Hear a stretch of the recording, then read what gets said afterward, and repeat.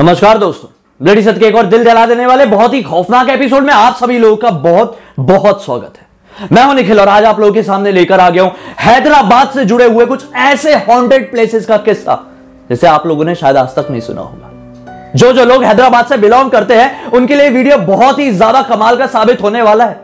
ऐसे लोगों के लिए वीडियो बहुत ज्यादा कमाल का साबित होने वाला है जिन लोगों को हॉन्टेड प्लेसेस के बारे में जानकारी रखना, जिन लोगों को हॉन्टेड प्लेसेस को एक्सप्लोर करने का बहुत ज्यादा इंटरेस्ट होता है। दोस्तों, आज के इस वीडियो में मैं आप लोगों को हैदराबाद में ही लोकेटेड रामोजी फिल्म सिटी से जुड़ी हुई एक ऐसी भूतिया घटना बताने वाला हूं जिस भूतिया घटना के बाद वहां पे आए दिन भूत प्रेतों का डेरा लगता है। किसी की भी हिम्मत नहीं होती है कि वो रामोजी फिल्म सिटी में सूर्यास्त के बाद आसानी से अकेला चले जाए या टहलने के लिए निकल जाए। दोस्तों, जैसा कि आप लोग बहुत अच्छे से जानते होंगे कि रामोजी फिल्म सिटी इस एशिया की सबसे बड़ी फिल्म सिटी है। लेकिन ऐसे फिल्म सिटी में भूतों की वारदात कैसे हो गई? अगर भूतों की वारदात हुई भी तो लोगों ने कैसे उस पर विश्वास कर लिया? ये सब कुछ पता चलेगा आज के इस वीडियो में। अगर आप लोग इंटरेस्टेड है हॉन्टेड प्लेसेस के बारे में जानने के लिए तो बने रहिए अंत तक। तो 5वें नंबर में आता है रविंद्र नगर। रविंद्र नगर हैदराबाद की ही एक ऐसी जगह है जो कुछ समय पहले तक बहुत ही नॉर्मल हुआ करती थी। एक टाइम ऐसा आया कि इस एरिया में बहुत सारे मंदिरों को ध्वस्त कर दिया गया किसी काम के चलते। उन मंदिरों को ध्वस्त यानी कि तोड़ने के बाद वहां पे कुछ अजीब तरह की घटनाएं घटने लगी। मानो कि ऐसा लग रहा था कि ये घटनाएं बहुत ही ज्यादा अजीबोगरीब है और पैरानॉर्मल दुनिया से जुड़ी हुई है। कभी रात के वक्त कोई वहां पर घूमने निकलता था तो उन्हें सफेद साड़ी पहनी हुई कोई औरत भटकती हुई दिखाई देती थी। कभी कोई जवान लड़की किसी से रास्ते में लिफ्ट मांग रही होती थी। अगर उसे अपनी गाड़ी में किसी ने भी बिठा लिया तो थोड़ी आगे जाने के बाद अगर वो गाड़ी में पीछे पलटकर देखता था तो वो लड़की गायब हो जाती थी। कई बार रोते बिलखते बच्चे रोड के किनारे दिखाई देते थे। जब लोग उनके पास पहुंचते थे तो वो बच्चे गायब हो जाते थे। ये घटनाएं लोगों के लिए बहुत ही ज्यादा एबनॉर्मल पैरानॉर्मल साबित हुई। लोग घबराने लगे। कई बार रात के 12 बजे के बाद लोगों के घरों के दरवाजे नॉक होते थे और दरवाजा खोलने पर कई बार कोई नहीं मिलता था तो कई बार लोग सोने के लिए उनसे हेल्प मांगते थे। यह घटनाएं बहुत ही ज्यादा अजीब होती जा रही थी, दिनों दिन बढ़ती जा रही थी। पुलिस को भी इत्तला किया गया लेकिन पुलिस वाले कुछ नहीं कर पाए। कैसे कर पाते? क्योंकि यह दुनिया ऐसी होती है जो कि सिर्फ भगवान ही सॉल्व कर सकता है। और फिर एक एक करके लोगों ने अपने घरों के सामने जय श्री राम लाल रंग से लिखना शुरू कर दिया। जब लोग लाल रंग से जय श्री राम लिख रहे थे तो लोगों के घर के दरवाजे नॉक होना बंद हो गए। और फिर जो बुरी चीजें थी, अजीब चीजें थी, वो लोगों को सड़कों में ही दिखाई दे रही थी रविंद्र नगर में। फिर धीरे धीरे करके वहां की स्ट्रीट्स की दीवारों में भी लोगों ने लाल रंग से जय श्री राम लिखना शुरू कर दिया। फिर उसके बाद जहां जहां जय श्री राम लाल रंग से लिखा हुआ था वहां पे कुछ भी अजीब दिखाई नहीं दे रहा था। एक एक करके वहां की स्ट्रीट्स की हर एक दीवारों में लोगों ने लाल रंग से जय श्री राम लिख दिया। मानो या ना मानो, उसके बाद ये पैरानॉर्मल घटनाएं जो लोगों के साथ घट रही थी वो लगभग ना के बराबर हो गई या फिर खत्म ही हो गई। लेकिन आज भी कोई भी रविंद्र नगर के इलाके में शाम के वक्त बिना वजह घर से बाहर निकलने से जरूर कतराता है। क्या आप लोगों को इसके बारे में पता था तो कमेंट सेक्शन में जरूर बताइए। 4थे नंबर में आता है 1.5 लाख घर। दोस्तों, ये एक ऐसा घर था जो आज से तकरीबन 10-12 साल पहले बनवाया गया था। यह घर बनाने के समय 40 लाख की लागत लगी थी। जिस आदमी ने इस घर को बनाया था वो आदमी बहुत ही ज्यादा नॉर्मल था, सिंपल था। वो अपनी फैमिली के साथ कुछ ही दिनों बाद इस घर में शिफ्ट हो जाता है। लेकिन घर में शिफ्ट होने के कुछ ही दिनों बाद उन सभी लोगों की संदिग्ध तरह से मौत हो जाती है। उनके घर से उन सभी परिवार के लोगों की लाश पाई जाती है। उसके बाद ये घर बिक गया। लेकिन बिकने के बाद यह सिलसिला रुका नहीं।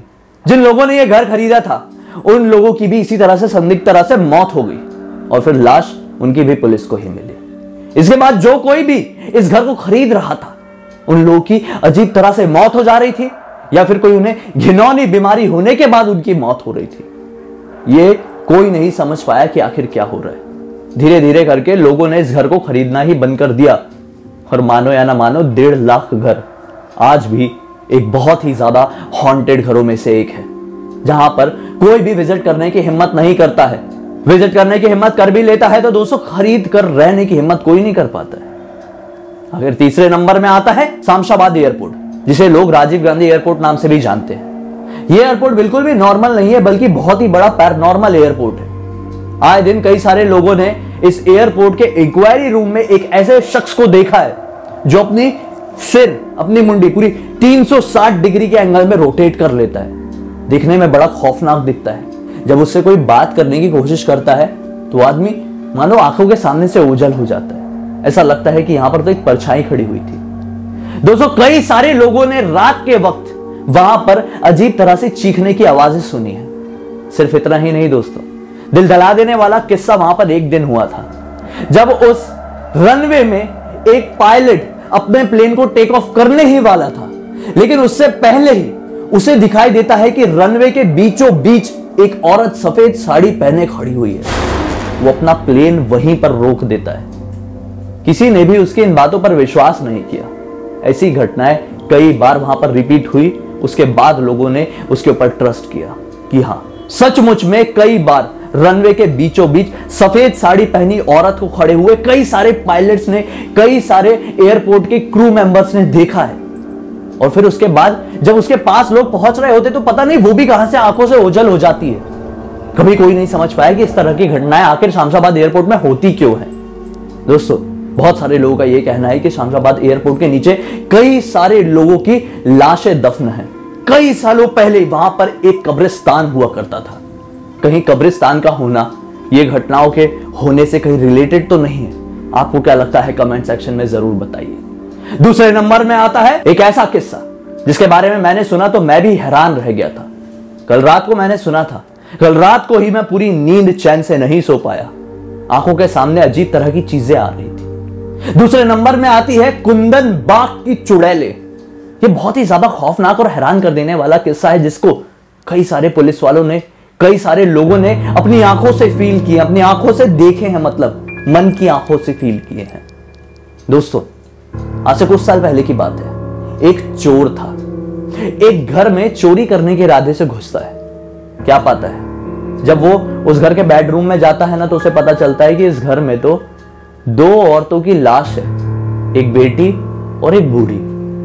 वो बहुत ज्यादा घबरा जाता है क्योंकि लाश से बहुत गंदी स्मेल आ रही थी। और वो हैरान इसलिए था कि जब तक वो घर के बाहर था, घर के दहलीज के बाहर था, उसे बिल्कुल भी स्मेल नहीं आ रही थी। लेकिन जैसे ही वो बेडरूम के अंदर घुसता है तो ना जाने ये स्मेल इतनी ज्यादा कैसे बढ़ गई थी जो उसे बर्दाश्त नहीं हो रही थी। चोर चोरी करने का इरादा बदल देता है और तुरंत ही पुलिस वालों को फोन लगाता है। पुलिस वाले मौका वारदात पे पहुंच जाते हैं। चोर बता देता है कि मैं चोरी करने आया था और देखो ये मैंने नहीं किया। पुलिस वाले देख के समझ जाते हैं कि ये काम चोर का नहीं हो सकता, क्योंकि जो लाशें थी वो बहुत पुरानी फील हो रही थी, बहुत बुरी बदबू आ रही थी। फॉरेंसिक जांच के लिए वहां पर डॉक्टर्स पहुंचते हैं, उनकी फॉरेंसिक जांच करवाई जाती है तो यह समझ में आता है कि इनकी मौत तो कई महीनों पहले हो चुकी है, तकरीबन 3-3.5 महीने पहले। विश्वास नहीं मानोगे, लोगों के जब बयान लिए गए तो पुलिस के पैरों के नीचे से भी जमीन निकल गई, क्योंकि दोस्तों लोगों ने बयान में यह बताया कि अरे जिन लोगों की लाश अभी मिली है वो तो रोज शाम के समय यहां पर घूमने के लिए निकलती है, टहलने के लिए निकलती है, लेकिन अजीब तरह की हरकतें करती है, हमसे सीधे मुंह बात नहीं करती है। पता नहीं उन्हें किस बात का घमंड होता है, लेकिन वो तो कल ही घूमने के लिए आई थी। ये कैसे पॉसिबल हो सकता है कि दोनों मां बेटी 3.5 महीने पहले मर चुकी है, क्योंकि वो तो रोज हमारे साथ घूमने के लिए आती है, हमने आए दिन उन्हें देखा है। पुलिस भी हैरान हो जाती है। इस बारे में कई सारे लोकल न्यूज में, न्यूज़पेपर्स में भी छपा था। दोस्तों, उसके बाद से उनका शायद अंतिम संस्कार कराया गया या फिर उनके लिए जो भी केस की जांच करवाई गई होगी। उसके बाद ये दोनों मां बेटियों का देखना बहुत ही कम हो गया। लेकिन बहुत सारे लोगों का यह दावा है कि आज भी मां बेटी अब अकेले में रात के समय सन्नाटे में मोमबत्ती लेकर बाहर निकलती है। सुनने में बहुत ही ज्यादा फिल्मी साउंड कर रहा है, लेकिन ये सच है। अभी गूगल करके देख लेना, रामबाग की चुड़ैलें हैदराबाद। आप लोगों को इस कहानी के पीछे की पूरी सच्चाई पता चल जाएगी और आप भी इसी तरह से दंग हो जाएंगे जिस तरह से वो पुलिस वाले, वो नेबरहुड और मैं हुआ। और आखिर में पहले नंबर में आती है Ramoji film city. Ramoji film city, जैसा कि मैंने बताया, एशिया की सबसे बड़ी फिल्म सिटी में से एक है। कहो कि एशिया की सबसे बड़ी फिल्म सिटी है। दोस्तों, आज से कईयों साल पहले निजामों के युद्ध करने का यह मैदान हुआ करता था। यहां पे बड़े बड़े युद्ध किए जाते थे। यहां पे बहुत सारे सैनिकों की मौत होती थी। जिनकी मौत होती थी उनका अंतिम संस्कार या फिर उन्हें दफनाया ही जाता था। उसके बाद माना जाता है कि काफी साल बीत गए, युद्ध होना पूरी तरह से बंद हो गए। फिर इतना बड़ा मैदान था, उसका यूटिलाइज करने के लिए यहां पर एक फिल्म सिटी बनाई गई। लेकिन जब ये फिल्म सिटी बनाई गई तो लोगों का रात के समय यहां पे आना जाना बढ़ गया। जो फिल्म में काम करते थे, सेट पर काम करते थे। रात के समय उन्हें अजीब तरह की गतिविधियां समझ में आने लगी। कभी रास्ते में उन्हें कोई दिखाई देता था, कभी पेड़ में उल्टा लटके हुए, कभी मेकअप रूम में उन्हें एक साया दिखाई देता था जो कोई नहीं समझ पा रहा था कि आखिर हो क्यों रहा है। ये खबरें धीरे धीरे करके पूरे हैदराबाद, पूरे इंडिया और फिर पूरे एशिया में फैल गई और आज पूरी दुनिया के लोग ये मानते हैं कि रामोजी फिल्म सिटी के सिर्फ एक सेट पर नहीं बल्कि हर एक सेट पर आए दिन ऐसी भूतिया घटनाएं घट सकती है जिसका अंदाजा कोई नहीं लगा सकता। लेकिन विश्वास नहीं मानोगे दोस्तों, आज तक इन भूतों ने जो रामोजी फिल्म सिटी में है उन्होंने कभी किसी को नुकसान नहीं पहुंचाए, सिर्फ अपने होने का एहसास दिलाए हैं। शायद वो यही बताना चाहते हैं कि हम लोग यहां पर प्रेजेंट हैं, बस और कुछ नहीं। कई बार ये जो आत्माएं होती है सिर्फ ये फील करवाना चाहती है कि हमारी प्रेजेंस है, हमें समझो, या फिर कभी कभी हमसे डरो। जरूरी नहीं है वो हमेशा आपका नुकसान ही चाहती हो।